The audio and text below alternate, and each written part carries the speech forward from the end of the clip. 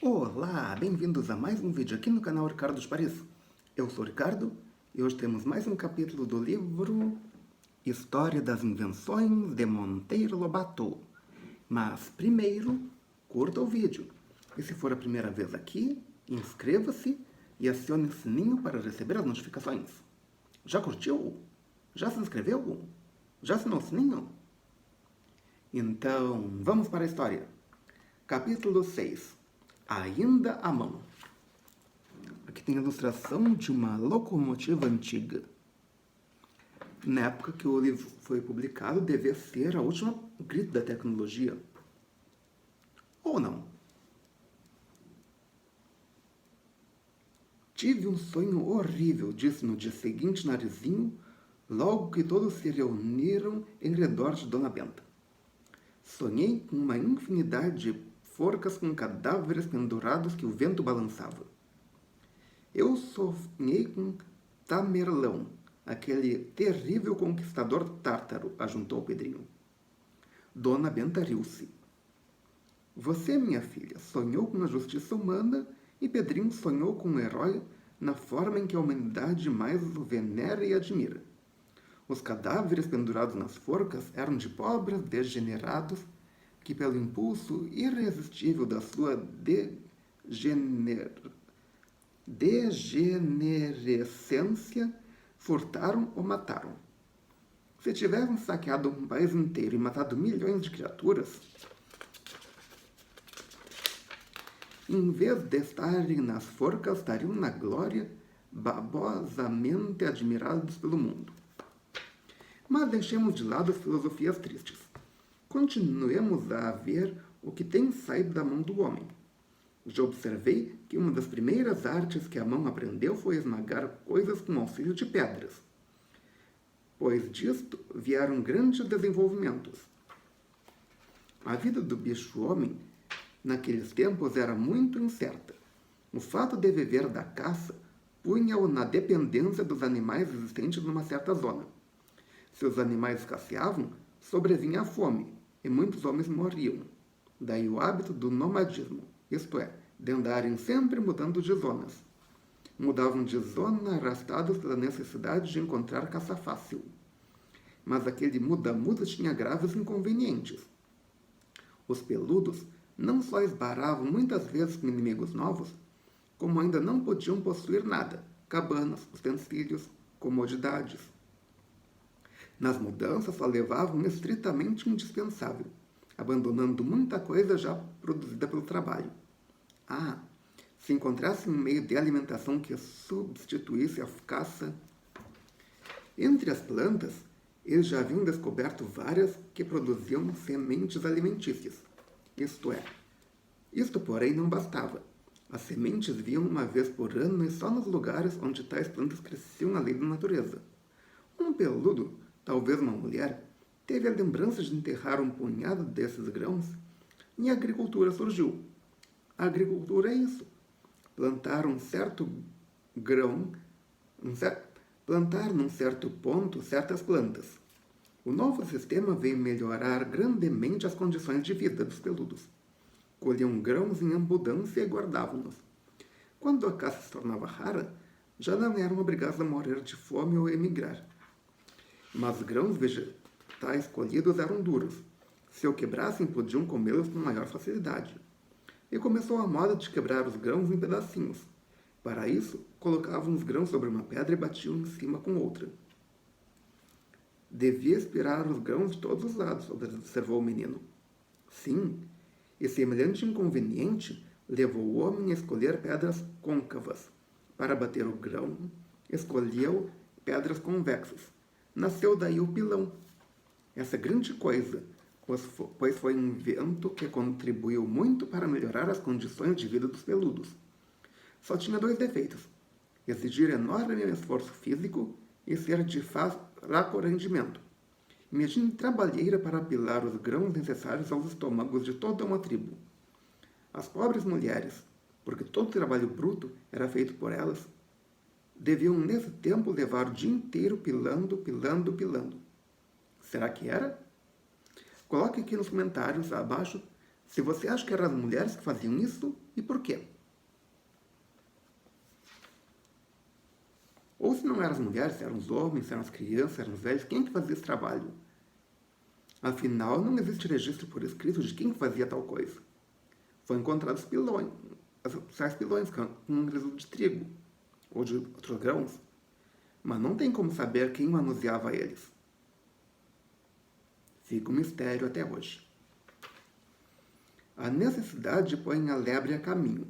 Uma das mulheres lembrou-se de esmagar os grãos entre duas pedras chatas, girando uma sobre outra. O esforço exigido era menor e o rendimento maior. Dessa ideia genial nasceu o moinho que ainda hoje usamos. Mas os moinhos de hoje são movidos a água, observou o menino. Ou elétricos, como os mais modernos ainda. Afinal, se não tem rio perto, como é que vai moer trigo? Ou cereais? Agora, se for elétrico, pode estar no meio do deserto, sem rio nenhum, que pode fazer o moinho funcionar se tiver eletricidade. Perfeitamente. Podem ser movidos por meio da água, da eletricidade, do vento ou dos animais. O princípio, entretanto, é o mesmo. Sempre duas pedras planas entre as quais os grãos se trituram. No começo eram movidas exclusivamente à força de braços. Ainda no tempo dos romanos, a moda consistia em escravizar homens na guerra para pô-los o dia inteiro movendo as pedras dos moinhos. Por fim, mesmo lá entre os romanos, nasceu a ideia de aproveitar a força da água para substituir o músculo dos escravos. Esse imenso progresso permitiu que o moinho de água se espalhasse pelo mundo inteiro. Possuía um defeito: só ser possível nas terras montanhosas, onde as águas têm sempre queda. Nas planícies não podia ser usado. Como fazer? Surgiu a ideia de aproveitar outra força da natureza: o vento. E o moinho de vento apareceu. Aquele que Dom Quixote tomou por um gigante? Esse mesmo. Armado de grandes asas, como as ventoinhas, trabalhava de graça, silenciosamente, sempre que havia vento, prestando serviços inestimáveis. O moinho de água, entretanto, é o preferido, porque não falha nunca, não para. O de vento está sujeito a paradas por ocasião das calmarias. Mas a água também para, observou Pedrinho. No Ceará, a água acaba durante as secas. Ponto para o Pedrinho. Em alguns pontos do mundo isso acontece, mas no geral as águas correm sempre, sempre, sempre, com maior volume na estação chuvosa, com menor volume durante o inverno, mas correm sempre. Hoje é a Holanda o país que mais aproveita a força do vento. Aquilo lá não passa de uma planura chata como mesa de bilhar, sem florestas que produzem lenha, sem quedas d'água que produzem força, sem carvão ou petróleo. A única fonte de energia natural é o vento. Os holandeses souberam aproveitá-la maravilhosamente. Não há vista da Holanda que não apareçam os seus famosos moinhos de grandes asas. Empregam-nos para tudo: para serrar madeira, para moer trigo, para descascar arroz, para produzir eletricidade, para irrigar as terras de cultura, para esvaziar diques. Por muito tempo, as duas fontes de energia mecânica que o homem encontrou, capazes de substituir a energia dos músculos, foram a água e o vento. O vento com defeito da irregularidade, ora mais forte, ora mais fraco, ora nenhum. A água com defeito de estar localizada num certo ponto. Eu, por exemplo, tenho aqui ótimas águas para mover quantas máquinas queira. Já o compadre Teodorico vive se queixando de falta d'água. Era preciso aparecer uma nova fonte de energia sem esses inconvenientes. E apareceu o carvão de pedra. Por que dizem carvão de pedra? É de pedra mesmo? Não. Apenas madeira fóssil, isto é, que ficou soterrada por muitos milhões de anos. Dizemos de pedra porque tem a aparência da pedra, e também para distingui-lo do carvão de madeira. Em muitos pontos do globo, esse carvão mostrava-se em veios à flor da terra. Os romanos deram-lhe o nome de carbo, de onde vieram as palavras carbono e carvão. Os gregos chamavam-no anthrax, de onde veio a palavra anthracite, que designa uma certa qualidade de carvão. Os antigos povos do centro da Europa chamavam-lhe coal, de onde surgiu a palavra inglesa cod, que é como lá chamam ao carvão. Aqui tem uma outra foto, uma ilustração.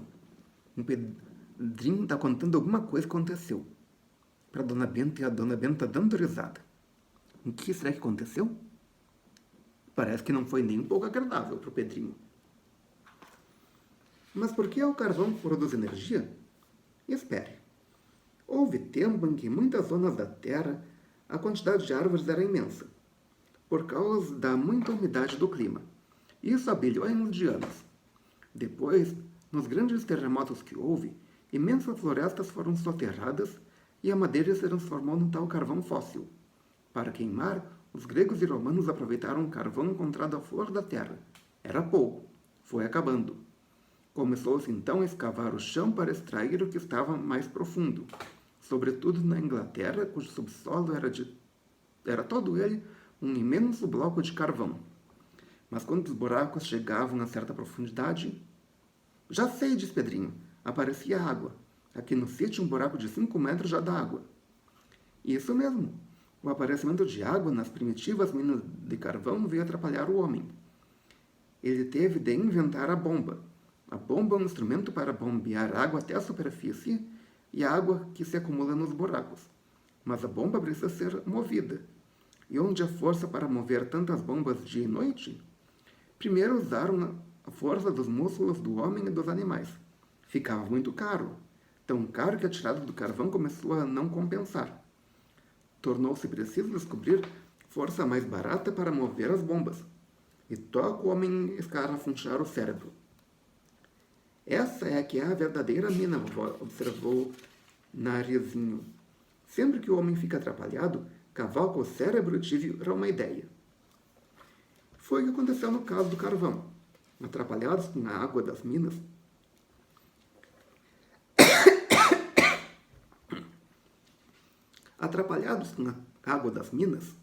os ingleses começaram a estudar.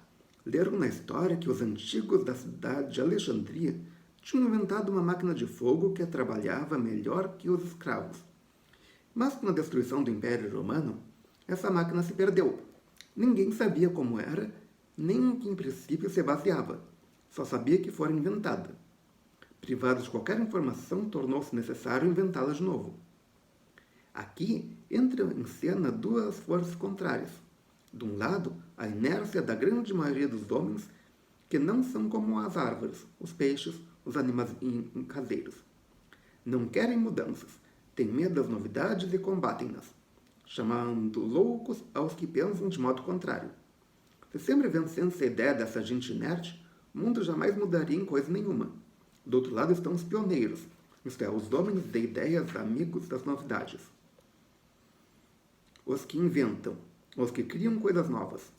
O pioneiro é sempre combatido pela carneirada inerte, difamado, insultado, perseguido.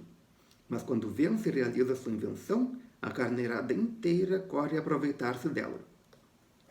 Os pioneiros ingleses, que procuravam inventar a máquina que substituísse o músculo, a queda d'água e o vento, não descansavam. Dia e noite pensavam naquilo, estudando, experimentando, consumindo a vida numa luta sem tréguas. O problema era aproveitar a força do vapor d'água. Queimando o carvão, obtinham esse calor. Um calor evaporava a água. O vapor da água era uma força. Mas como, porém, escravizar essa força? Como fazê-la mover as rodas de uma máquina? Entre os numerosos pioneiros empenhados nisso, houve um que venceu. James Watt. Ou James Watt. Fica um mistério. Se você sabe a pronúncia certa, coloque abaixo. Inventou um sistema de pistões que iam e vinham movidos pelo vapor, e nesse ir e vir movimentavam uma roda. Pronto, estava criada a máquina a vapor que iria revolucionar o mundo, libertando o pobre músculo do homem e dos animais de certos trabalhos pesadíssimos. Já as bombas de esgotar a água das minas podiam trabalhar dia e noite a um custo baratíssimo. Um calor necessário para produzir o vapor dessas águas era produzido pelo próprio carvão das minas. O problema ficou maravilhosamente bem solucionado. Surgiu então a Grande Inglaterra, um país da máquina a vapor. Como possuía-se ferro e vapor em abundância, construiu máquinas inúmeras para tudo: navios, locomotivas, locomóveis, tecedeiras, teares. E em poucos anos tornou-se a rainha dos mares e das terras. O imenso Império Britânico, que tem hoje mais de 500 milhões de habitantes, foi formado à custa do ferro e do carvão transformados em máquinas de energia. O que são locomóveis? Se você sabe o que são locomóveis, coloque nos comentários aqui embaixo. Vamos ver quem é que descobre primeiro. Mas o carvão começou logo a mostrar os seus inconvenientes. Muito sujo. Borrava de preto a paisagem. Encardia os homens. Negrejava as casas. Não há nada mais triste que uma região mineira, isto é, uma região onde o principal trabalho dos homens consiste em extrair carvão do fundo da terra. Além disso, como o carvão fosse ficando cada vez mais fundo, os operários das máquinas iam se degradando. Já não eram homens, eram minhocas de pernas. Suas vidas tornaram-se uma noite permanente. Subiam à superfície à noitinha e na manhã seguinte desciam antes de romper o sol. Não viam mais o sol, não tomavam sol. Começaram a virar toupeiras, e aos milhares. Além desses ainda havia outros inconvenientes. O carvão requeria muito transporte e, como estivesse ficando cada vez mais fundo, ia logicamente encarecendo. E vinham greves dos mineiros e lutas e desesperos. Era necessário inventar coisa melhor. Começaram então a aparecer o petróleo e a eletricidade. Um petróleo é como um carvão líquido.